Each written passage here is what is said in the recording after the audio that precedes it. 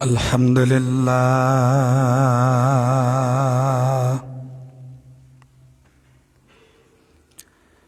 Alhamdulillah, nahmaduhu wa nasta'inuhu wa nastaghfiruh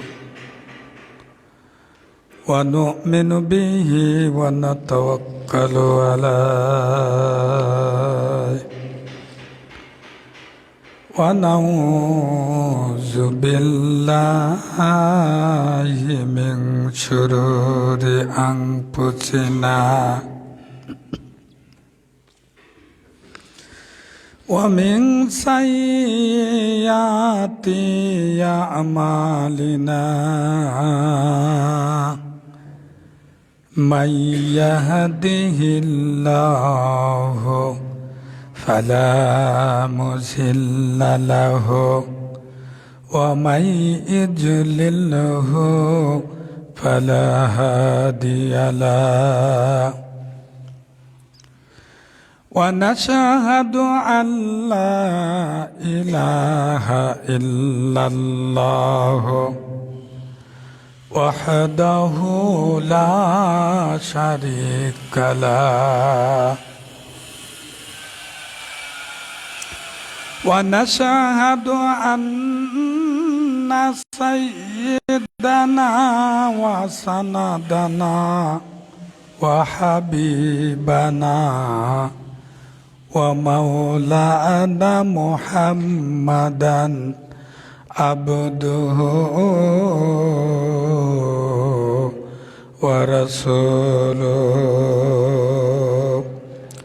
amma ba'du faqad qala Allah ta'ala fi kalamihil mazid wa fil furqanihil hamid fa'auzu billahi minash shaitanir rajim Bismillahirrahmanirrahim wa man a'raza an dzikri fa inna lahu ma'isyatan zanka wa nahsyuruhu yawmal qiyamati a'ma qala rabbi lima hasartani a'ma wa qad kuntu basira qala kadzalika atatka ayatuna fanasitaha wa kadzalikal yawma tunsa.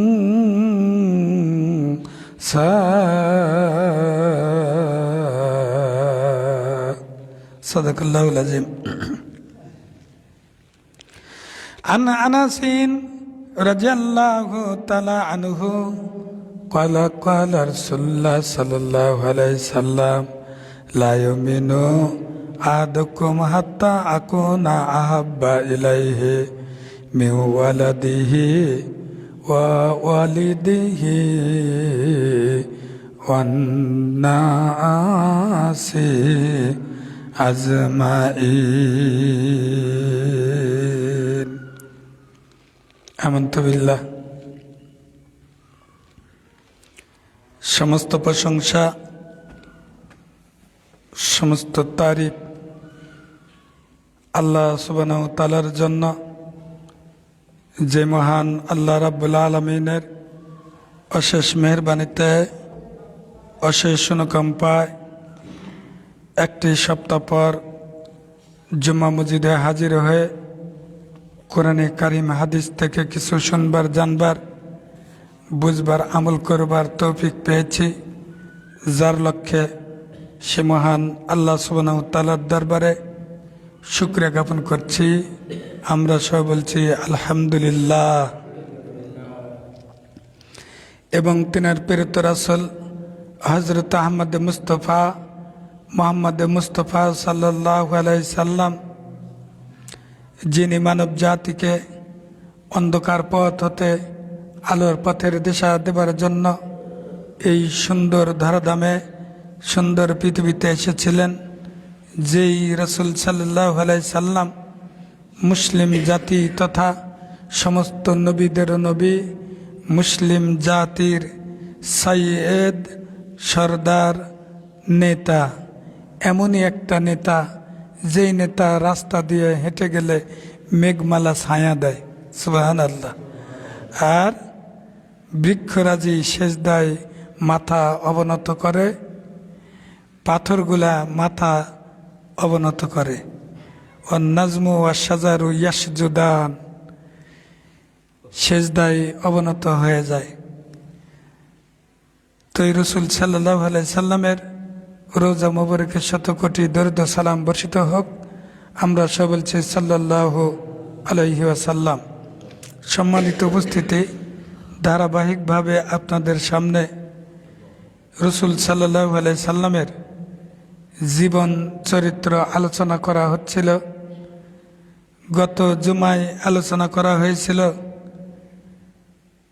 Quraish প্রতিনিধিরা, সর্দারেরা, আরবের নেতারা বিভিন্ন জুলুম, অত্যাচার, নির্যাতন করে বিভিন্নভাবে বুদ্ধি খাটিয়ে আল্লাহ রাসূল সাল্লাল্লাহু আলাইহি সাল্লামকে কোনোভাবেই ইসলাম থেকে যখন হটায় দিতে পারলই না, শেষ পর্যন্ত উতবা বলতিছে, ও আরবের নেতৃস্থানীয় ব্যক্তিবর্গ, তোমরা একটু দাঁড়াও, আমি রাসূল সাল্লাল্লাহু আলাইহি সাল্লামের কাছ থেকে ঘুরে আসি।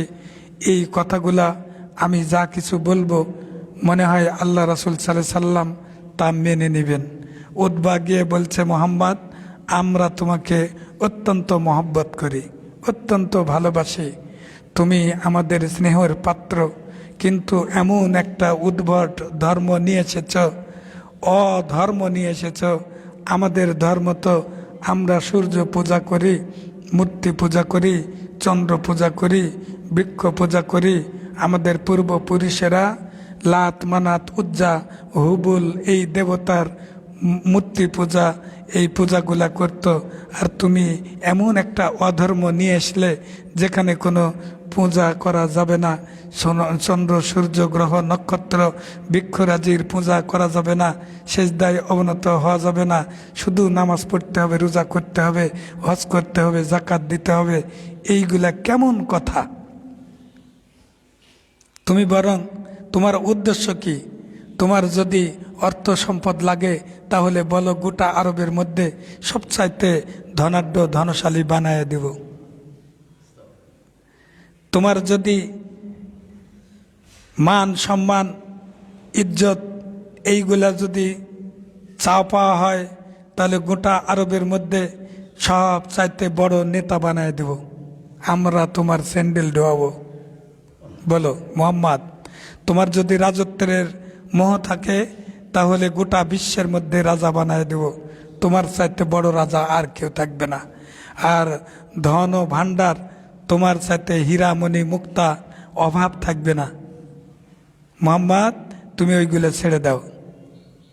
আল্লাহ রাসূল সাল্লাল্লাহু আলাইহি সাল্লাম বললেন যে, উতবা, আপনারা যদি আমার এক হাতে চন্দ্র আর এক হাতে সূর্য নিয়ে এসে দাও, তবু আমি এই দাওয়াত দেওয়া বন্ধ করব না।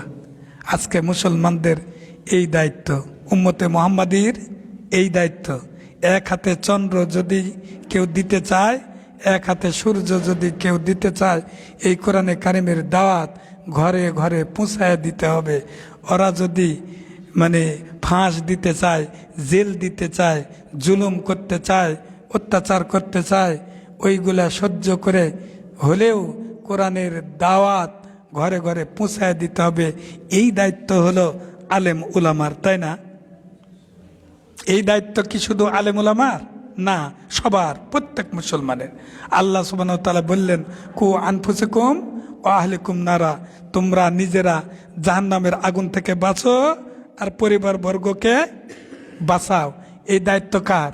প্রত্যেকের, প্রত্যেকের এই দায়িত্ব। অথচ আমরা নিরেটের মতো, অজ্ঞের মতো, ইল্লিটারেটের মতো, পাগলের মতো আলেম ওলামারা যারা কোরআনের দাওয়াত দেয়, কোরআনের কথাবার্তা বলে, তাদেরকে ধরে ধরে জেল দিই, ফাঁস দিই, জুলুম করে, অত্যাচার করি, জঙ্গি বলি। আল্লাহ রাসূল সাল্লাল্লাহু আলাইহি ওয়াসাল্লাম বললেন, উতবা তুমি নয়, সমস্ত নেতাদেরকে বলে দাও, ওই নেতাগুলা যদি আমার এক হাতে সূর্য এক হাতে চন্দ্র নিয়ে এসে দেয়, তবু কোরআনের দাওয়াত দেওয়া বন্ধ করব না। উতবা নিরুপায় হয়ে গেল, উতবা নিরুপায় হয়ে গেছে। উতবা এবার নিরুপায় হয়ে গিয়ে বলছে, মুহাম্মদ তুমি যদি এইগুলা বন্ধ না করো তাহলে আমার কিছু দাবি আছে। তো দাবি কি? তো বলছে যে তোমার আল্লাহ তো অত্যন্ত পাওয়ারফুল, শক্তিশালী, তোমাকে রাজা বানাইতে চাইলাম, রাজা হইলে না। অর্থ সম্পদ দিতে চাইলাম, এইগুলা নিবে না। প্রেসিডেন্ট বানাইতে চাইলাম, তুমি হবে না। তো তোমার আল্লাহর কাছে বলো, আল্লাহ সুবহানাহু ওয়া তাআলা তোমাকে যেমন আলাউদ্দিনের চেরাগের মতো এক রাতের মধ্যে জঙ্গলের মধ্যে বিশাল রাজত্বরী মানে রাজপ্রাসাদ তৈরি করে দিয়েছিল, আল্লাহ সুবহানাহু ওয়া তাআলা সাথে সাথে তোমাকে যেমন যেন এইরকম একটা রাজপ্রাসাদ তৈরি করে দেয়। আল্লাহর কাছে বলো। আর হীরামণি মুক্তা ধনভাণ্ডার তোমাকে যেন দিয়ে দেয়। আর তুমি সবচাইতে যখন বড় লোক হবে তখন আমরা তোমাকে মেনে নেব। মুহাম্মদ শুধু তাই নয়, তোমার আল্লাহকে বলে ওই যে ইরাকে, সিরিয়ায় যেমন নদ নদী আছে, এইটার মনে হয় ব্যাটারি লাগতো, মানে টানতিছে না, নাইলে আর একটু বললাম দেওয়া লাগতো। যেমন নদ নদী আছে, ওই নদ নদী আছে, ওই রকম নদ নদী এই আরবে বানায় দিতে হবে। আরব মরুভূমি এলাকা, আমরা থাকতে পারি না, কষ্ট হয়। তো ওই গোটা আরবে যেন প্রচুর পরিমাণে নদী থাকে। বাংলাদেশ যেমন নদীমাতৃক দেশ, ওই রকম নদী চাই, আরবে এরকম নদী থাকবে। আর আল্লাহর কাছে বলে, Allah is the all powerful, he has supreme power, তার তো অনেক ক্ষমতা আছে। আল্লাহর কাছে বলে জাবালে নূর, জাবালে রহমত, এইগুলা যে পাহাড় রয়েছে, পাহাড়গুলা হঠাৎ যেন সমতল ভূমি করে দেয়, আমরা ওই নদী নালার থেকে পানি নিয়ে কৃষি ক্ষেত্র হিসাবে ব্যবহার করব। এইরকম করব। আল্লাহর কাছে বলো, আল্লাহ তো অত্যন্ত পাওয়ারফুল। ওই আল্লাহ পাক রব্বুল আলামিন আকাশ থেকে এক টুকরা আকাশ যেন, আসমান ভেঙ্গে যেন আমাদের উপর ফেলে দেয়, তাহলে বুঝবো তুমি তো নবী। আর আল্লাহর কাছে বলো, আল্লাহ যেন তোমার জন্য একটা ফেরেশতা নিযুক্ত করে দেয়, যেই ফেরেশতা আমাদের কাছে ওই জান্নাত জাহান্নামের কথা বলবে, ওইগুলা শুনে শুনে আমরা তা মেনে নিব। এইরকম উদ্ভট কিছু আবেদন করলো। শেষ পর্যন্ত আর একটা দাবি করেছে, কুরাইশ গোত্র ছিল আরবদের মধ্যে সর্বশ্রেষ্ঠ। এই কুরাইশ গোত্রের একজন নেতা ছিল, নাম হলো কুসাই। অনেক বছর আগে 200, 300, 500, 3000 এরকম বছর আগে এই কুসাইর মৃত্যুবরণ করেছে। বলতেছে, মুহাম্মদ তোমার কথিত পরকাল যদি সত্য হয়ে থাকে, পরকালে যদি জান্নাত জাহান্নাম থেকেই থাকে, আল্লাহর কাছে বলো ওই কুসাই যে আমাদের নেতা ছিল, ওই কুসাইকে আমাদের কাছে ফিরে দিক। আমরা কুসাইকে জিজ্ঞাসা করব পরকালে জান্নাত জাহান্নাম আছে কিনা। যদি বলে আছে, তাহলে তোমাকে নবী হিসাবে মেনে নিব। কত কথা, আল্লাহু আকবার, কত কথা। আমরা মুসলমান হিসাবেও কিন্তু এই কোরআনের কথা বললে আমরা বিভিন্ন তর্ক বিতর্ক ইত্যাদিভাবে জড়িয়ে যায়। এমনকি এমন আলেম তৈরি হয়েছে যারা শুধুমাত্র ইসলামকে ধ্বংস করার জন্য, ইসলামকে ধ্বংস করার জন্য। আবার বাতিলেরা তো উঠে পড়ে লেগেই আছে, হ্যাঁ, যে এইরকম মানে বলে থাকে, বললে এখন কি মনে করবেন জানি না, বলতেছে যে আল্লাহ তোমায় খুঁজতে গিয়ে পড়ে গেছি ভীষণ দায়। আল্লাহ খুঁজিচ্ছে কোনো বান্দা এই দুনিয়ার, তো পড়ে গেছি ভীষণ দায়। কিভাবে? যে বলছে যে থাকলে তুমি মানুষেতে, মানুষের কাছে যদি তুমি থাকো, নাহনু আকরাবু ইলাইহি মিন হাবলিল ওয়ারিদ, নাহনু আকরাবু ইলাইহি ওয়ালাকিন লা তুবসিরুন। আল্লাহ তোমাদের কাছেই আছে, তোমরা দেখো না। বলছে যে তুমি যদি এই মানুষের কাছেই থাকো। আরেকটা হাদিস আছে, এর দুইটা কোরআনের আয়াত বললাম, আরেকটা হাদিস আছে, হাদিস এখন ফলস মনে করবেন কিনা জানি না, তো হাদিসটা আমি পড়েছি, কুলবেল মুমিন আরশে আল্লাহ, মুমিনের অন্তর হলে আল্লাহর আরশ, সিংহাসন বসার স্থান, এই জায়গায় আল্লাহ থাকে। তো বলছে যে থাকলে তুমি মানুষেতে মেরাজে কেন যাই নবী? আল্লাহ রাসূলের কাছে কি আল্লাহ ছিল না? তো মেরাজে গেল কেন? এরকম একদল আছে, আল্লাহ তোমায় খুঁজতে গিয়া পইড়া গেছি বিষম দায়, এরকম বলে। কিন্তু যে তুমি যদি মানুষের মধ্যেই থাকো তাহলে আল্লাহ মেরাজত গেল কেন, নাই রসুল মেরাজত গেল কেন, মেরাজে যা কি দেখে আসলো, ইত্যাদি ইত্যাদি। উদ্ভট ভাবে কোনো না কোনো ভাবে মানুষকে পথভ্রষ্ট করার জন্য বিভিন্ন গোত্র উপগোত্র লেগেই আছে, লেগেই আছে। আবার আরেকজন আলেম নয়, কিন্তু দাড়ি, টুপি, পাঞ্জাবি, বড় জামা এরকম গায়ে দিয়ে আলেম নয়, কিন্তু ফেসবুকে, ইউটিউবে, পর্দায় এসে ডাইরেক্ট আলেমের বিরুদ্ধে বলতেছে। তখন সাধারণ মানুষ মনে করলো আলেমরাই আলেমের বিরুদ্ধে বলছে, আসলে আলেম নয়। এইরকম ভাবে আল্লাহ রাসূল সাল্লাল্লাহু আলাইহি সাল্লামকে প্রশ্ন করত।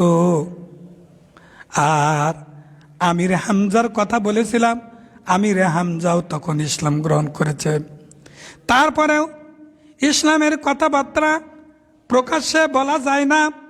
আল্লাহ রাসূল সাল্লাল্লাহু আলাইহি সাল্লাম আল্লাহর কাছে দোয়া করলেন, আল্লাহ, ও আল্লাহ, আবু জেহেল অথবা উমর রাদিয়াল্লাহু তাআলা আনহুকে ইসলামের মধ্যে দাখিল করে দাও। আল্লাহ রাসূল দোয়া করলে দোয়া কবুল হয়ে যায়। আল্লাহ রাসূল সাল্লাল্লাহু আলাইহি সাল্লাম আল্লাহর কাছে বললেন, আবু জেহেল অথবা উমরকে ইসলামের মধ্যে দাখিল করে দাও। একদিন আল্লাহ রাসূল সাল্লাল্লাহু আলাইহি সাল্লাম, বিভিন্ন বর্ণনা রয়েছে, কাবা ঘরের মধ্যে আল্লাহ রাসূল সাল্লাল্লাহু আলাইহি সাল্লাম বসে আছে। উমর রাদিয়াল্লাহু তাআলা আনহু নাঙ্গা তরবারি নিয়ে সেখানে চলে গেছে, নাঙ্গা তরবারি নিয়ে সেখানে চলে গেছে। আল্লাহ রাসূল সাল্লাল্লাহু আলাইহি সাল্লাম পড়তেছেন, তাহা মা আনজালনা আলাইকাল কুরআনা লিতাশকা। আল্লাহ পাক রব্বুল আলামিন বলছেন, উমর রাদিয়াল্লাহু তাআলা আনহু মনে মনে চিন্তা করতেছে, এই কোরআন নিয়ে এসে আল্লাহ রাসূল কত না কষ্টের মধ্যে পড়েছে, যারাই সাহাবী হচ্ছে, সঙ্গী সাথী হচ্ছে, তারাও তো কষ্টের মধ্যে পড়তেছে।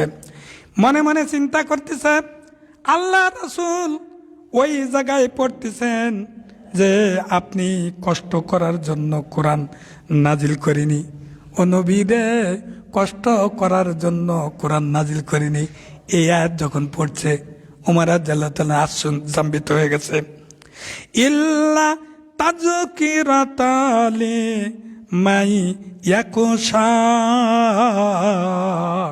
বরং এমন ব্যক্তিকে উপদেশ প্রদানের জন্য সে ভয় করে। এমন ব্যক্তিকে এই কোরআনের কথা বলবেন যেই ব্যক্তি ভয় করে। আর তানজিলা মিম্মান মান খালাকাল আরজা ওয়াস সামাওয়াতিল উলা। এখানে উমর রাদিয়াল্লাহু তাআলা আনহু মনে মনে চিন্তা করতেছেন, এটা তো নবীর কথা, এটা নবীর কথা, এই নবীর কথা আমরা তো মেনে নিব না। সাথে সাথে আল্লাহ রাসূল সাল্লাল্লাহু আলাইহি ওয়াসাল্লাম বলছেন মিম্মান খালাকাল আরজা, এটা হলো ওই আল্লাহর তরফ থেকে অবতীর্ণ যে আল্লাহ পাক রব্বুল আলামিন এই জমিন এবং আসমান তৈরি করেছেন। সুবহানাল্লাহ। জমিন আসমান তৈরি করেছেন। আর আর রহমান আলা আরশে ইস্তাওয়া, তিনি পরম দয়ালু, আরশে সমাসীন। লাহু মাফিস সামাওয়াতি ওয়া মাফিল আরজে, আর আসমান এবং জমিন যে আল্লাহর, ওই আল্লাহর তরফ থেকেই কোরআন এসেছে। ওয়া মাফিল আরজে ওয়া মা বাইনাহুমা ওয়া তাহতা সারা, আর সাত স্তবক আসমান জমিন আল্লাহ পাক রব্বুল আলামিন ওই রকম জমিনও আল্লাহ পাক রব্বুল, যে আল্লাহ পাক রব্বুল আলামিন তৈরি করেছেন, ওই আল্লাহর তরফ থেকে এই কোরআনে কারিম এসেছে। যারা আল্লাহ সুবহানাহু ওয়া তাআলাকে ভয় করে তাদেরকে তুমি এই দাওয়াত পৌঁছে দাও। ওয়া ইন তাজহারু বিকাউলি ফা ইন্নাহু ইয়ালামু সিররা ওয়া আকফা। যাই হোক, এইভাবে করে আল্লাহ রাসূল সাল্লাল্লাহু আলাইহি সাল্লাম কোরআনের আয়াত পড়তেছিলেন, আর উমর রাদিয়াল্লাহু তাআলা আনহু আশ্চর্যান্বিত হচ্ছিলেন। যে উমর রাদিয়াল্লাহু তাআলা মনে মনে ভাবতেছেন যে আমি যা মনে মনে করতেছি আল্লাহ রাসূল সাল্লাল্লাহু আলাইহি সাল্লাম তাই বলতেছেন। তো আল্লাহ রাসূল সাল্লাল্লাহু আলাইহি সাল্লাম আসলে বড় ধরনের মনে হয় কবি, বড় ধরনের কবি। কবি যদি না হয় তাহলে এইগুলো কিভাবে বলে? তখন আল্লাহ রাসূল সাল্লাল্লাহু আলাইহি সাল্লাম আল হাক্কা এই সূরার ৪৯ নম্বর আয়াত পড়লেন। ফালা উকসিমু বিমা তুবসিরুন, তোমরা যা কিছু দেখছ, যা তোমরা দেখতে পাচ্ছ না, সে সকলেরই শপথ। তার মানে উমর রাদিয়াল্লাহু তাআলা বাইরে আছে। উমর চিন্তা করছে আমি যে বাইরে আছি এটাও আল্লাহ রাসূল দেখে ফেলেছে। এটা আমার প্রেরিত রাসূল কর্তৃক প্রচারিত বাণী, পরন্তু সেটা কবির কল্পনা নয়। কিন্তু তোমরা এতে কমই বিশ্বাস করে থাকো, এটা কবির কথা নয়। এই কথা যখন আল্লাহ রাসূল সাল্লাল্লাহু আলাইহি সাল্লাম পড়েছেন, উমর রাদিয়াল্লাহু তাআলা আনহু তখন মনে মনে চিন্তা করতেছে আসলে আল্লাহ রাসূল মনে হয় গণক হবে। গণক যদি না হয় তা আমি বাইরে আছি, আমি কবির কথা মনে মনে ভাবতেছি, আর এইটাই আল্লাহ রাসূল সাল্লাল্লাহু আলাইহি সাল্লাম বলছেন। তাহলে এটা কেমন কথা হলো? আল্লাহ রাসূল সাল্লাল্লাহু আলাইহি সাল্লাম তখন বললেন ওয়ামা হুয়া বিকাউলে কাহিনিন কালিলা মা তাযাক্কারুন,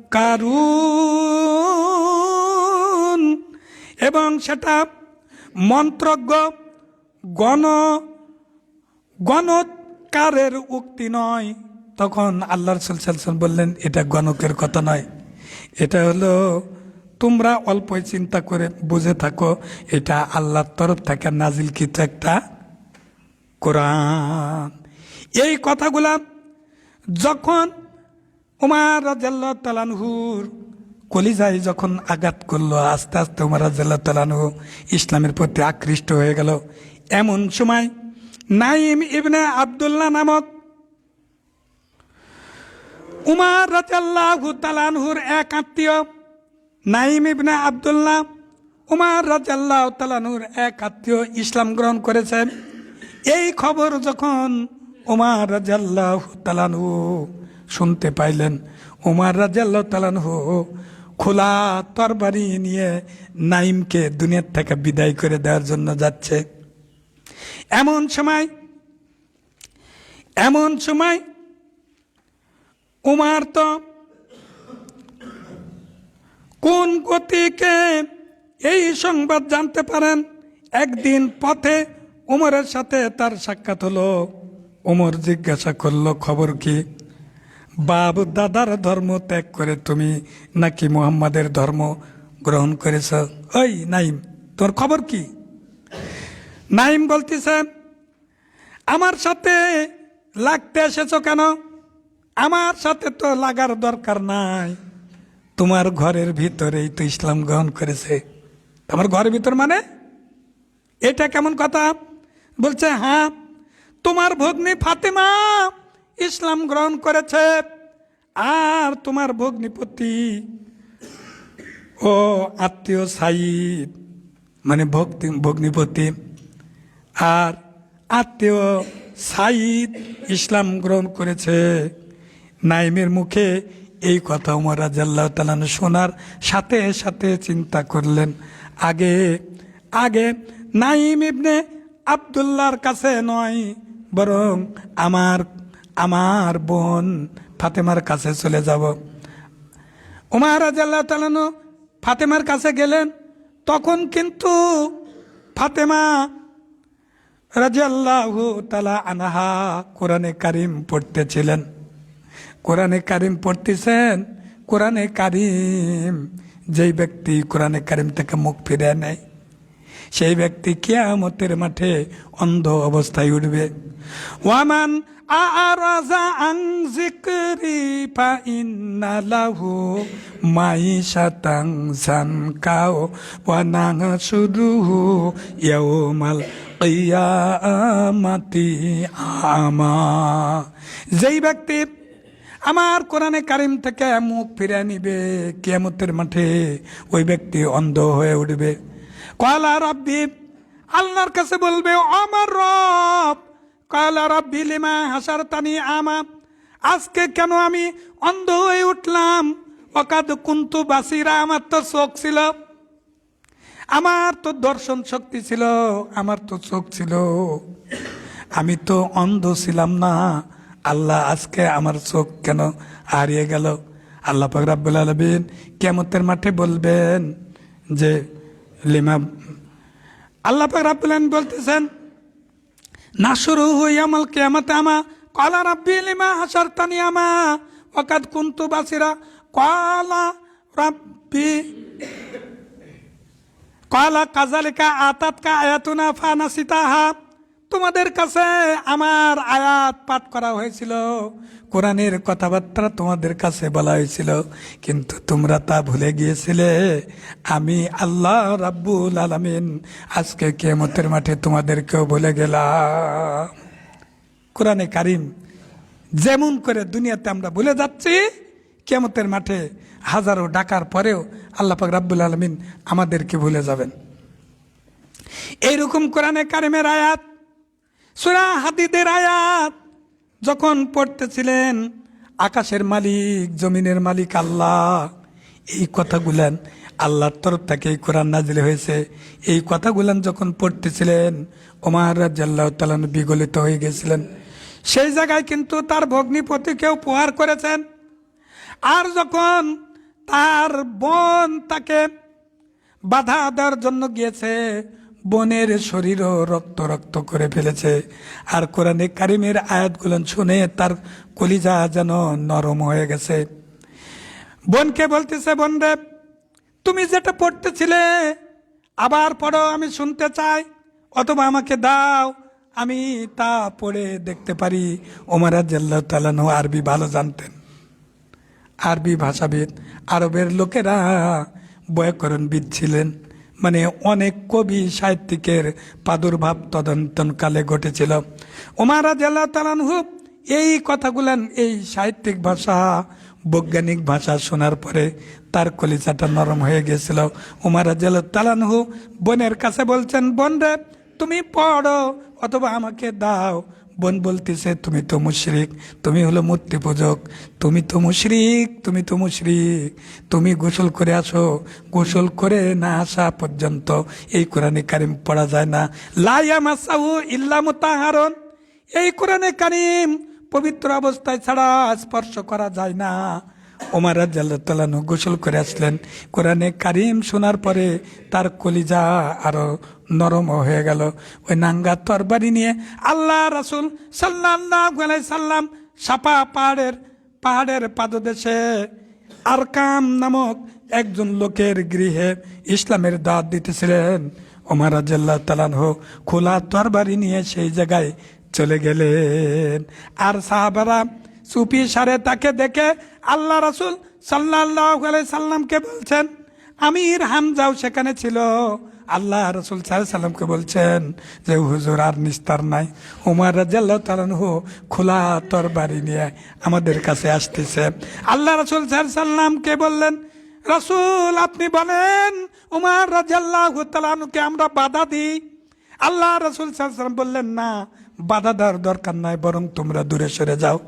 ওমর রাদিয়াল্লাহু তাআলা আনহুকে আমাদের নিকট আসতে দাও।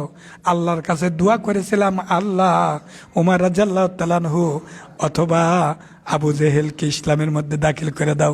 আল্লাহ পাক রব্বুল আলামিন মনে হয় এই দোয়াটা কবুল করেছেন। এই জন্য ওমর রাদিয়াল্লাহু তাআলা আনহু আমার কাছে আসতেছেন ইসলাম গ্রহণ করার জন্য। আল্লাহ রাসূল সাল্লাল্লাহু আলাইহি সাল্লাম এমনই একজন নবী ছিলেন, যেই নবী মনে মনে ভাবলেও দোয়া কবুল হয়ে যায়। সুবহানাল্লাহ।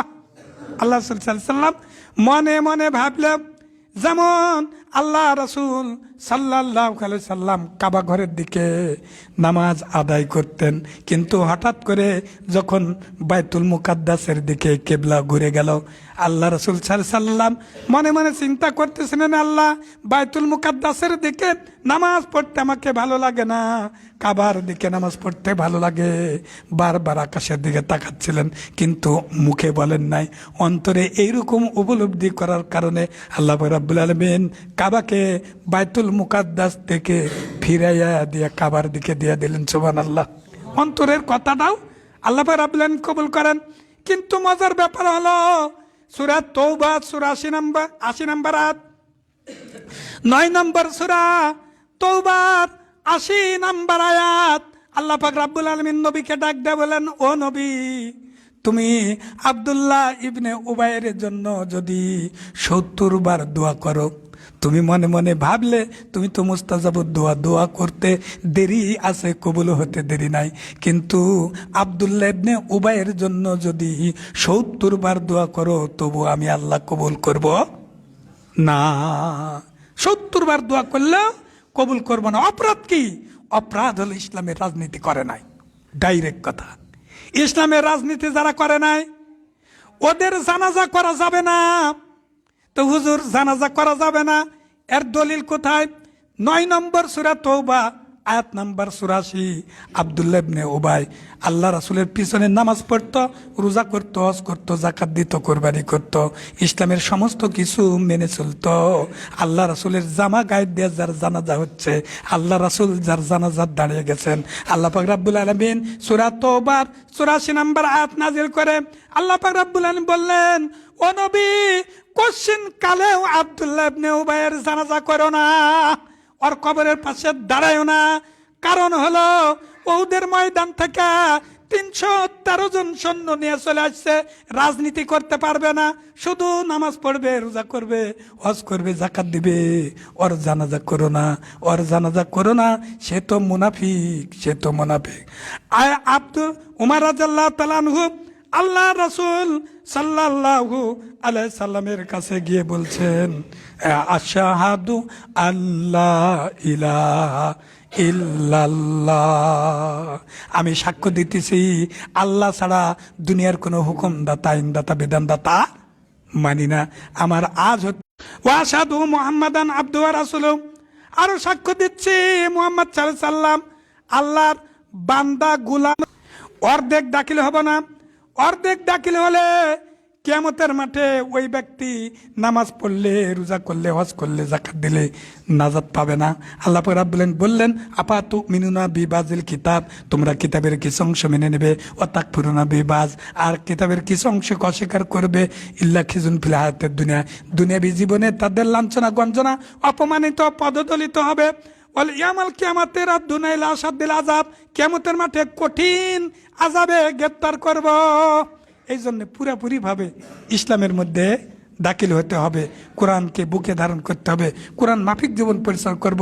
আমাদের ব্যক্তিগত জীবন, সামাজিক জীবন, পারিবারিক জীবন, রাষ্ট্রীয় জীবন, আন্তর্জাতিক জীবন, সর্বক্ষেত্রে কোরআনের যত আইন দলিল বিধিবিধান আছে এইগুলা কঠিনভাবে আমরা ধারণ করে নেব। বাইরে কবরে গেলে কোরআন ছাড়া আমার বন্ধু থাকবে না, আল্লাহ ছাড়া কেউ বন্ধু থাকবে না, রসুল ছাড়া কেউ বন্ধু থাকবে না। সময় শেষ হয়ে গেছে। তো বলার মাধ্যমে কোনো ভুল ত্রুটি হলে ক্ষমা করে দিবেন। আল্লাহ সুবহানাহু ওয়া তাআলার আয়াত পড়তে গিয়ে যদি ভুল হয় আল্লাহ যেন ক্ষমা করে দেন। ক্ষমা আছে, এখানে শেষ করছি। বারাকাল্লাহু লানা ওয়া লাকুম ফিল কুরআনিল আযীম ওয়া নাফা'নি বিযিকরিল হাকীম ইন্নাহু তাআলা যালিকুন।